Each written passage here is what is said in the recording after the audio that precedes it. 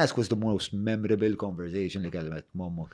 Dejjem nibqa' niftakara hekk ċara u tonta fil-karozza tibki ħafna, ħafna, ħafna.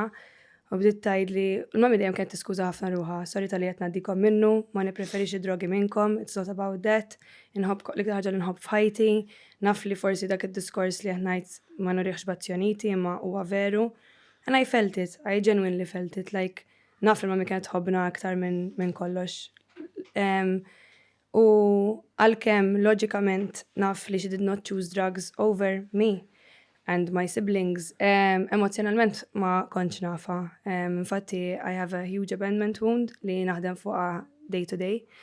Imma ħadik l-iktar memorja memorabli mal-mami fil-karozza, like tibki ħafna, tiskuża ruħha. U kif għatlek, il-mami kienet vera trasparenti, mux fuq kollox ovvjament, kien affarijiet li ma kienx, imma kienet trasparenti, she showed me her heart, like she used to wear her heart on her sleeve, literally. So kien hemm momenti fej kont nitħassara ħafna mami, like veru kont nitħassara, kont ninkwieta, jekk niġi biex nikol jiena ninkwieta li għarajtina nikol imma mami jafqasan dajkel. So infatti żgħira kont imbati ħafna bil-wejt u nidħol l-isptar bid-drip u hekk.